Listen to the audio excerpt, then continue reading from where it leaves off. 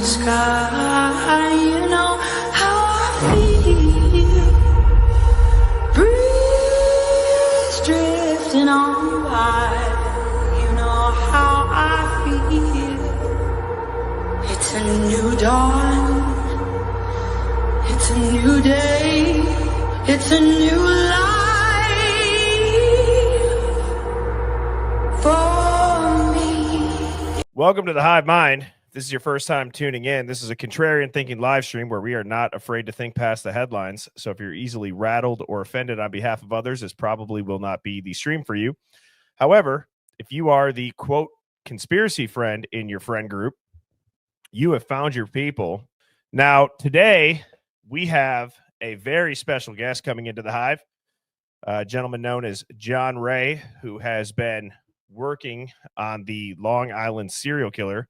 I also have Devil's Advocates backstage, who I will bring up shortly. John Ray was took on that family's case to try to find the answers of Shannon Gilbert's disappearance. During the whole course of the investigation, John Ray in particular stumbled upon a massive amount of police corruption in Suffolk County. The chief of police was sent to jail during the whole investigation. He tried to dismantle the investigation into the Long Island serial killer. Crazy shit in this case. And I'm going to ask him about some of those moments. Why were the police trying to halt or get in the way of an investigation of the Long Island serial killer? Why did they lie about Shannon Gilbert and tell the mother that things about that case that weren't true? What's going on in Suffolk County? So John's going to give you as much of those answers as he can in this interview. He's done public appearances before, and he's got, by the way, just a teaser, some crazy theories that really brought my attention. For example, John Ray believes that the family, Rex Heuermann's wife, Asa, and his daughter, Victoria, may know damn well that their husband and father were killing women in the basement of their house. The official story is they had no clue and they have no idea that's going on. John Ray says, I've got reasons to believe that the family did know what was going on in that house. Here he is. I don't know how much DA has told you about the Hive and what we do here, but we're a contrarian thinking live stream where the chat is actually a part of the stream. And I know Devil's Advocates runs his channel in a very similar way. So we thought it was a great fit to do this together this evening. So I'm honored to have you in here. And yeah, so I do have a question. Sure. Just to kind of kick this off for you myself. Do you feel like this case is ever going to be truly solved? You had talked about truth isn't always justice. The truth is the truth in your interview with DA. Can you talk about that a little bit? Because I thought that was pretty profound. Well, thank you. I'm glad you thought so. But I think what I'm saying is that justice is a real thing, and justice, it personified, is a very cold goddess and granite goddess. And if we all wanted justice, we might be very, very sad if we ever got it, for the sins we've all done in our lives. I think our concentration really should be on mercy. And that's just a take I have on it. But as far as my role and the role of others who are investigating this case should be, it's to seek the truth, not to seek justice. It's not my role, not my job to seek justice. And I don't know that you can get justice for people who are dead in any event. But it is to find the truth. And that speaks for itself. I think I mentioned that. I mean, in the greatest trial in history, actually the greatest two trials in history, the trial of Jesus Christ. The question was asked of Christ by the procurator, Pontius Pilate. What is truth? Well one said. Of the most profound questions asked of one of the most profound man in human history. And I, in a sense, say we should ask that question in every case. What is really the truth? That's what we seek. Does that answer your question? That does. That absolutely does. And I think you worked it into the interview with DA wonderfully, how you did state it. And I do have a question here from the Hive, and I'll put it up on screen and I'll also read it for you. I was hoping that it wasn't going to cover your face, so I apologize. I will take it down after that. But it's all right. No problem. Don't worry. One had asked, you've mentioned witnesses who placed Shannon and Rex near the vehicle matching his description. Can these accounts be elaborated on? Yeah, there's a witness who came forward and gave me an affidavit, and she was interviewed at length by myself and the commissioner of the police, Rodney Harrison, for nearly 2 hours in a place in New York City. And she seemed very credible. She was able to place Shannon Gilbert in the Sayville Motor Inn, and that Rex Heuermann came out of that same room after Shannon had called in desperation, trying to get out, and managed to get out. And she interviewed Shannon, and what Shannon told her matched what was true about Shannon's family. So, you know, the trouble you have with her testimony and many others is not that it's not true, as I've said, but rather that it's not corroborated. There's no way to corroborate these things very often. Or in her case, there were certain people you could have corroborated the testimony with if you sought them out and found them, but I don't know that the police ever did that. During the trial, okay, who do you think the prosecution would not want cross-examined? If you had to guess. Not want cross-examined? I'd imagine just about every person who takes that stand wouldn't want to be. Brings with him or her the risk of a finding of lack of credibility, of inconsistency. And so there's no great, shibboleth that exists that is going to come in and blow the case wide open against Rex Heuermann. The case is very strong against Rex Heuermann. But so I don't see that there's any one person that could do that. But everybody who takes the stand takes the risk of blowing it.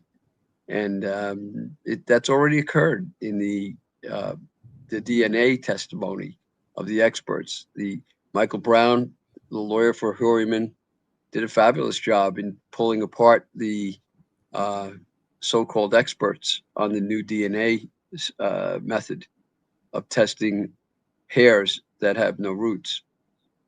And the judge chose to go the other direction, which is good for everybody because Rex Heuermann is probably guilty, overwhelmingly so. But nonetheless, those two characters who work for that outfit in California that's creating the testing, they didn't do so well when they got up there. They took the risk that they would blow the case. And in fact, what they do indeed is they have created an issue, because even though Judge Macy decided that the DNA is admissible as a science, or the DNA testing is admissible as a scientific method, it is the first time that's been found in a courthouse in the United States that science is valid. And yet, because of that controversy and because of the poor testimony of the witnesses in favor of that DNA, they have created an appealable issue, a very strong appealable issue. So in direct proportion as that DNA is relied upon, they create the possibility that an appellate court will throw out Macy's decision. And Rex, nobody's thought about that apparently, but because they took the stand and took the risk I'm telling you about now. Because you'd said, John, that the case has plenty of circumstantial evidence, and they've got enough evidence without the DNA. So what you're saying is, in a way, they could have set themselves up to shoot themselves in the foot, because they could have done this case without the DNA. They could have, but I think they needed to try to get it in. But perhaps the people who testified ought to have been much better prepared for the weaknesses that they themselves exposed in their approach. And so there's an appealable issue sitting there waiting. And think about it. Some of the women are connected to Heuermann only through the DNA testing. So if the DNA testing turns out to be not valid on an appeal, those murders go away. Wow. That's interesting. So I mean, it's just a thought. Yeah. When I try cases, civilly as well as criminally, you have to always look ahead and think about what you're creating for an appealable issue, or what the other side is doing. So, I mean, I don't want to focus on this too long, but because I think you said this is the first time this particular scientific method has been, this is like the precedent, right? This is a bit setting the precedent that scientific method is now okay to use in future trials. Yes, But it is. yeah, very interesting. Exactly right. But they didn't do a great job at presenting it. Correct. So that's Yeah. why it's appealable.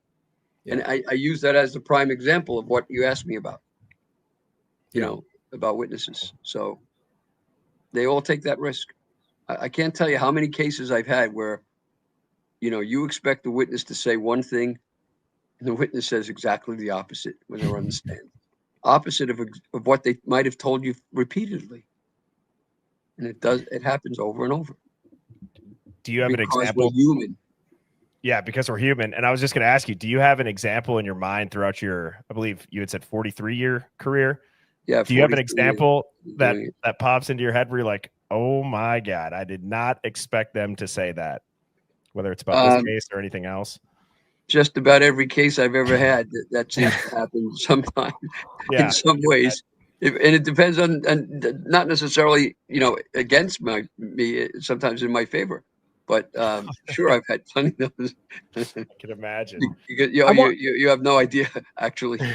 You know, but people do that all the time, and you know, if a lawyer tries to coach them, you know, and we're, you know, what's the difference between getting them ready and coaching them?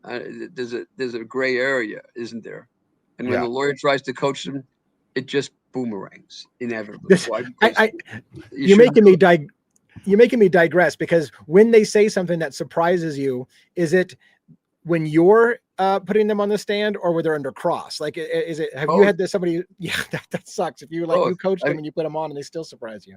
Yeah, I don't coach them. I prepare them, but right. You know, I won't tell them to lie, and I won't tell them to commit. That's stupid. That just doesn't make any sense, and it's also wrong. It's morally wrong.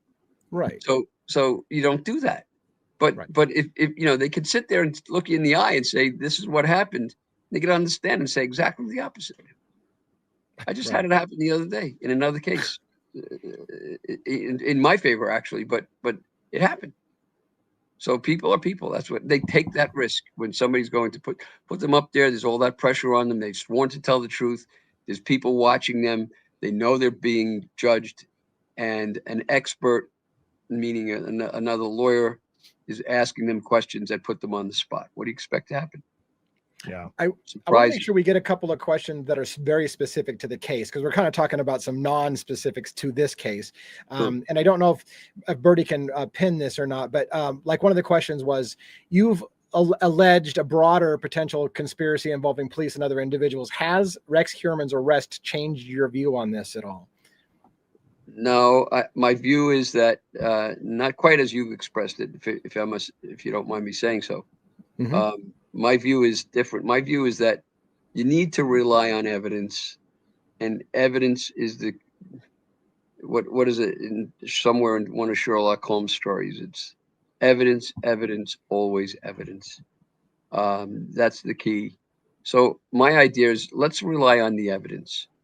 Now, the evidence can cause you to draw inferences. Those inferences can run anywhere from being very reasonable to being very speculative, but they're not evidence. And so you need the evidence until the inference becomes overwhelming, beyond a reasonable doubt, before you can make it into a series, a pattern of facts that lead you to the proper truth, to the conclusion. And so people come up with all kinds of inferences, which is to say all kinds of theories about what happened and what's likely. I just saw an interesting thing on Reddit, and where somebody said there was a surgical blanket allegedly found below the body of Jessica Taylor. And so there was a lot of speculation on the internet about where it came from. And, you know, there are a lot of good reasons to believe it came from this place or that place that's important in the, you know, from this witness or that's important in the entire case. But we don't know where it came from. It's speculation. So what does one person who holds himself out as very knowledgeable all the time on the internet say? Oh, it probably came from a shop. He probably bought it in a shop. You could do that in a store. How would you know that? Why would you say that as truth? That's not truth. That's a guess, right? And you know, the police are guilty of guessing as well in this case, usually several times, which, you know, their guessing has hurt them, and it's going to hurt them in the Heuermann trial. So, you know, we shouldn't be doing that. We should be just trying to gather the evidence and patch together only very reasonable, overwhelmingly likely inferences before we make conclusions. So that's the one way I'd want to have a take on this. That brings me back to your question, which is, you know, I think you had said that my theory was that there's several people involved. That's not my theory. It's one theory. But what I say is that theory, along with others, needs to be followed up. It needs to be investigated. And the evidence in that regard needs to be investigated and not discarded summarily, as it has been almost serially by the police department in this entire case. That's what needs to be done, and it has never been done.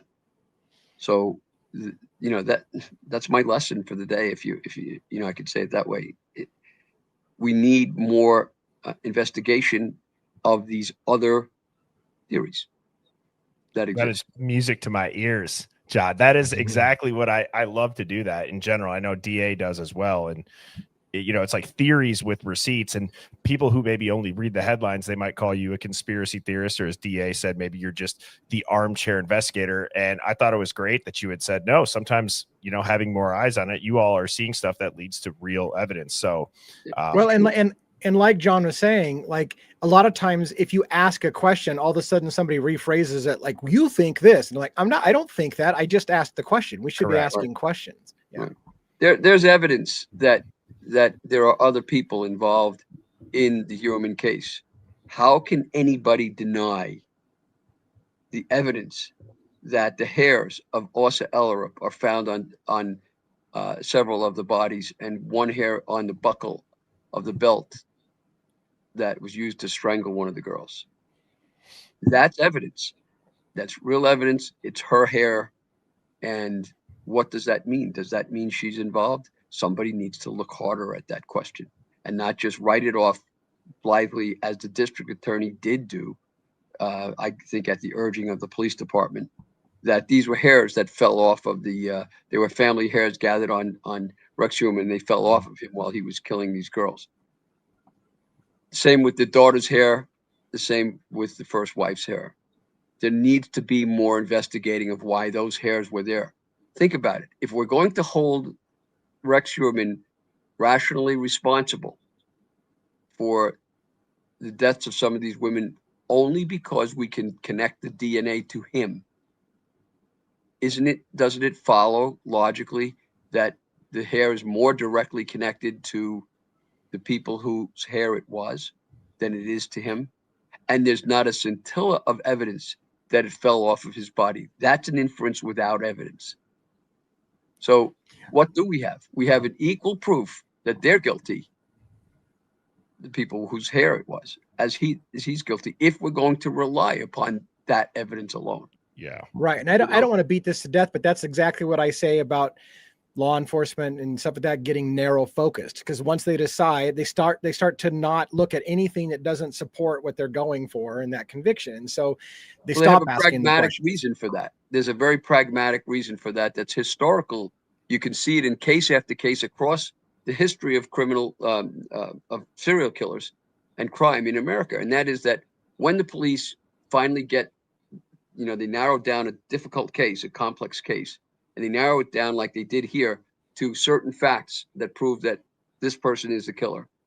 Anything else that comes in that's collateral, that could muddy the water, that could point the finger elsewhere, could be used by the defense to do that, should not be looked at because it gets in the way of proving that this guy did it.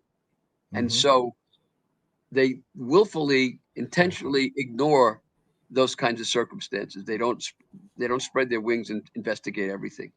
They focus on what they need to prove their case and get the guy convicted. Which is why Right. And this is, I mean, I agree. And you don't want to interject any doubt because you're trying to go for a conviction, and you don't want to add doubt and room for reasonable doubt. But this is why I say Bertie and I do what we do, which is we're allowed to ask those questions that the prosecutor's not going to ask, and the law enforcement's not going to ask, because it will jeopardize their case. But we can ask, and we can theorize, and we can ask questions, and maybe, get to some answers, or at least, I find that that's interesting for us to be able to ask the questions that they can't ask, really. Right. Well, the nice part about the fact that, there's other people looking at this is that the other people, they may come with all kinds of biases and prejudices, and suppositions and the like. But collectively, when you put together all the things that they're coming forward with, it can result in a very substantial advancement of the case, the real case, the truth, the entire truth about this case. Remember, just to focus on one point to make my point more poignant. Remember that in the first bail application, the district attorney, who I count as a friend, and he has great integrity, but he puts in as a first bail application that Rex Heuermann acted alone, and he repeats it several times, and that the wife and children are definitely not involved in any way. And he does this on the first bail application by relying upon two pieces of evidence: the hotel bill for the Atlantic City Hotel, where the family stayed, so that they were theoretically not at the scene of the crime of Maureen Brainerd Barnes, because they were away in Atlantic City at the time she disappeared. And the second part of that evidence that they produced was Asa Ellerup told him so. He relied upon Asa Ellerup's self-serving declaration to him. Yeah. That, when you take that and you weigh it against what we know, and we now know, as I told you in the show, that the hotel said that these people did not check in when the bill said they did. Okay, the hotel records show otherwise, and you weigh that in the balance of things. They're relying upon very weak suppositions to come to this conclusion. And by the way, did anybody ever ask? I know some people have asked. I know it, but I mean, did the DA ever ask? Let's see. This family was in Iceland when Rex Heuermann replaced the bathroom, and wrote to them and said so. And they were there when other murders were committed. Does anybody ask? Do we know the exact date when these girls were murdered? We only have Jessica Taylor within a few hours of her death that her body is located. But the others, they could be months. In other words, could these girls have been kept? If you look at what Rex was looking at and what he was involved in, the kinds of porno that he was involved in, the sadomasochistic porno, these girls are captured and they're kept slaves and so on before they're tortured slowly to death. We don't know how long Asa Ellerup and the children were away before they came back, and when they came back, whether those girls were still alive, we don't know, and the DA doesn't know. If they did, they put it out there. This is when this girl died. This is when that girl died, but they don't know that, and here they are making these conclusions. Consider that, some of these girls, the tortures that were done of these girls could have taken weeks before they actually died. And we have, where did some of these bodies end up? Did they end up in the place where they were dumped when they were killed, or where they moved? Has anybody looked at that? How does that, you say, well, how could a 3-year-old girl's hair appear on it's the daughter on two skulls of two of the women killed at different times that had to have fallen off the father? Could it, by equal reasoning, couldn't it have fallen off the mother? And the baby being held by the mother is much more likely than the baby being held by the father and having the hair on her. Or could it be that they were involved in moving the bodies several times over the course of time? After all, we have Rex Heuermann calling using the cell phone of Melissa Barthelemy after she was killed, or at least after she was taken. And she's calling the sister up in Lockport, near Buffalo, and saying to the sister, I'm watching your sister's body rot. I said, and I misstated that and said your mother's body rot, but it was your sister's body rot.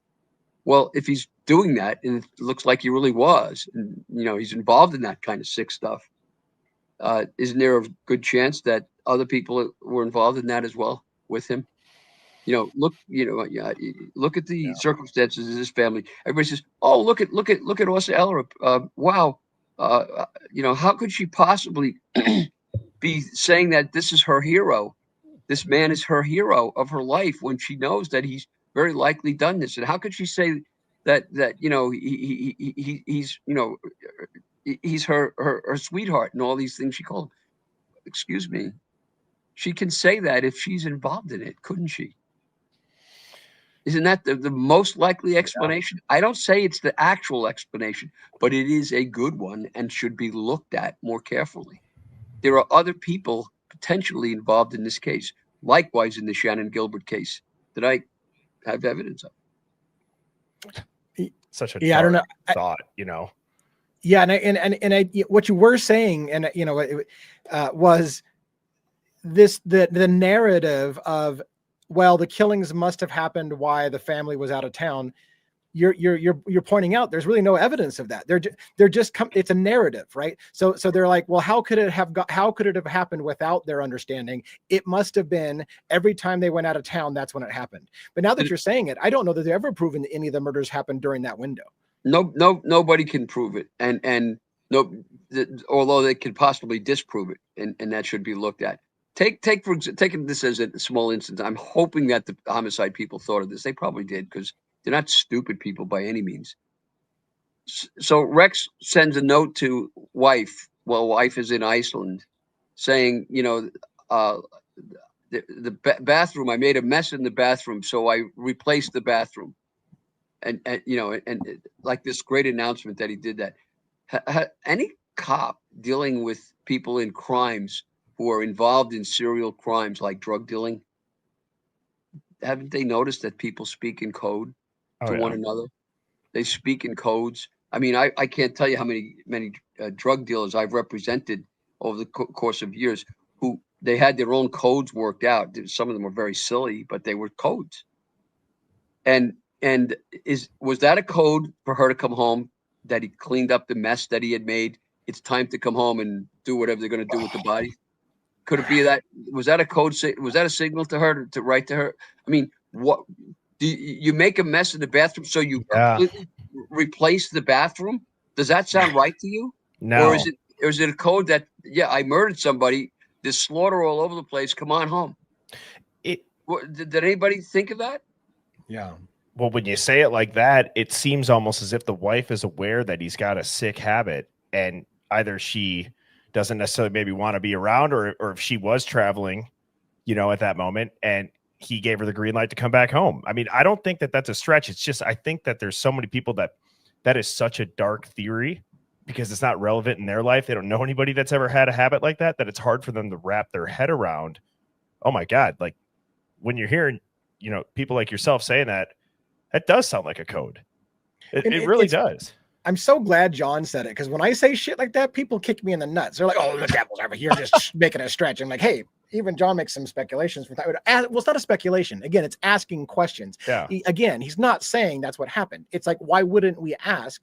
Is that what's happening? It's just a question, and people are so afraid of the questions. Yeah, these are. Look, they're theories. Those are theories that need to be investigated because the evidence drives you to do so. They need to be looked at. That's all. I mean, you put together the collective evidence here of the murders that take place potentially downstairs in this crazy room in a 1,343 square foot house. You're going to tell me that the wife, you guys, I assume, have wives or partners, and many other people watching this do.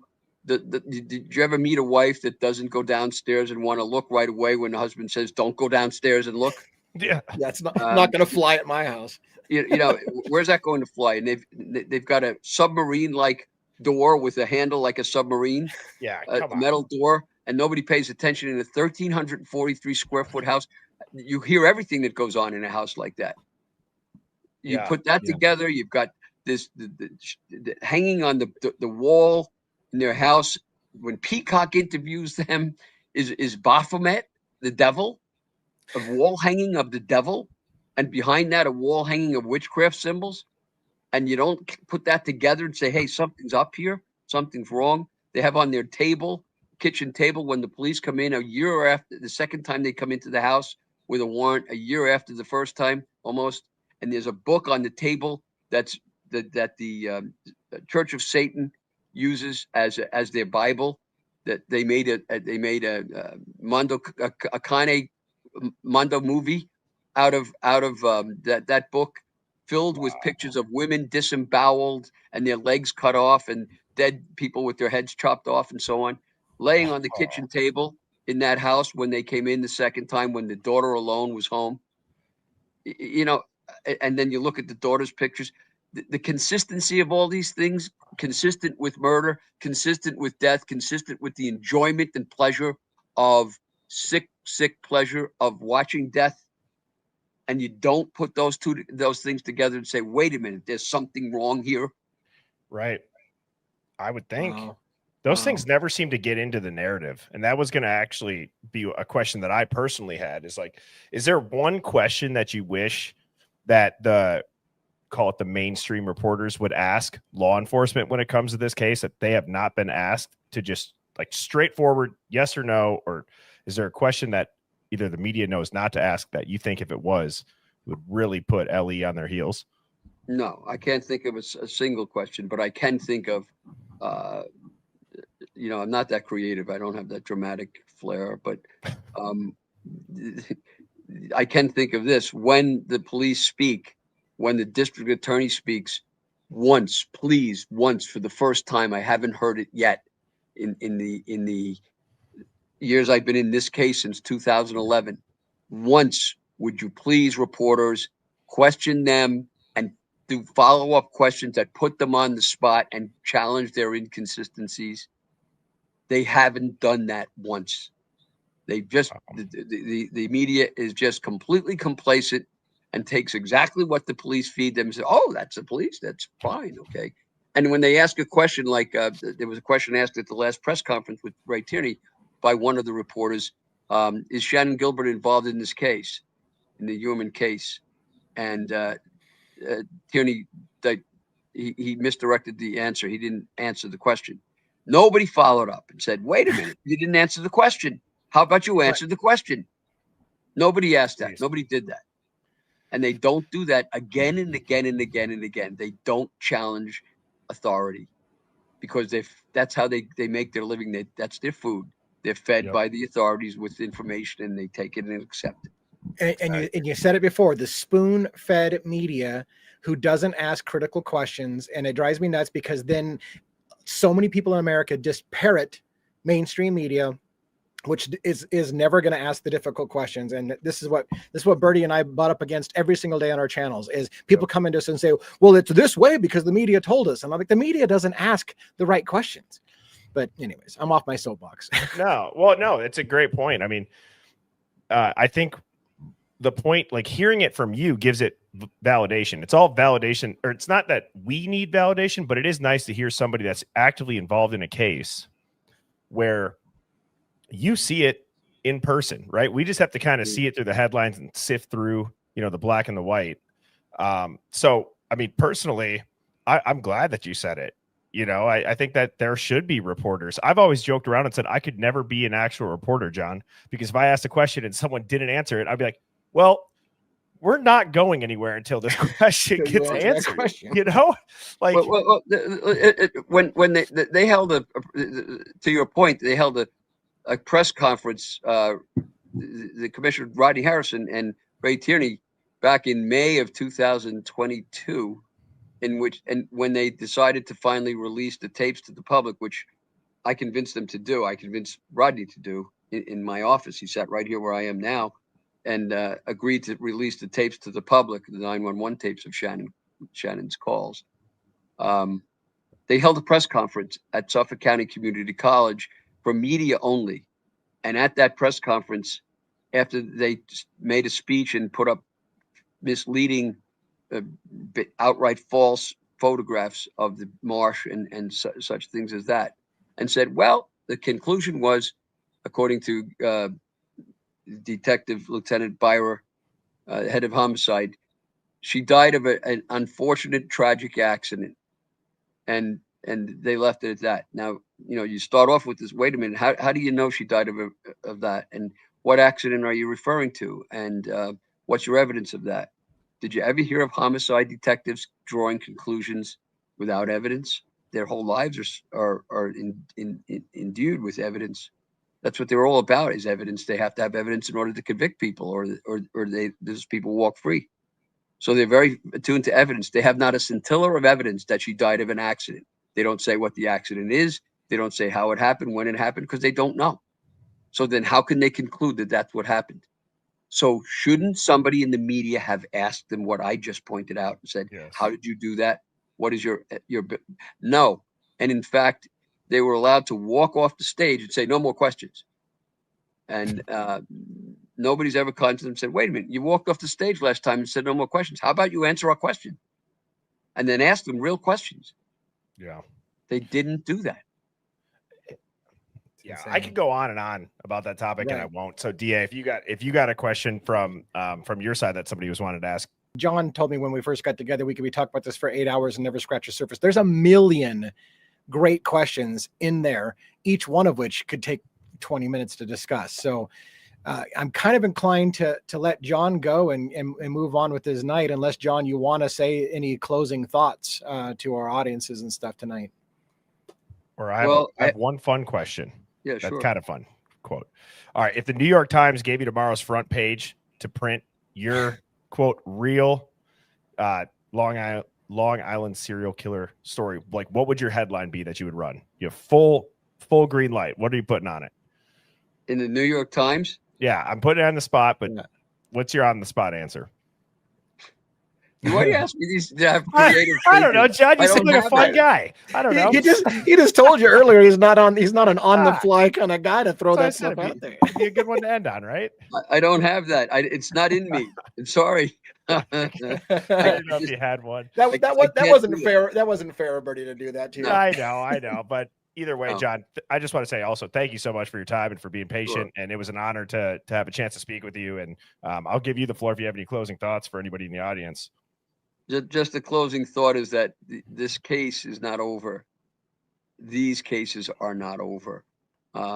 There's plenty of evidence that already points to Rex Heuermann having committed murder in other states. I have several witnesses who've come to me who actually survived him and what he did, and they are from other states as well, states where murders have occurred that are not explained. So that needs to be explored deeply, including in Alaska and Anchorage, and in other states as well. There's much more to Rex Heuermann and his family than has been investigated. There's much more to the Shannon Gilbert story, far more than has been revealed by the district attorney. And we cannot allow them to rest contented in possession of the truth when, like what was it, Tolkien's The Dragon Fanfare. We were just talking about that. Yeah.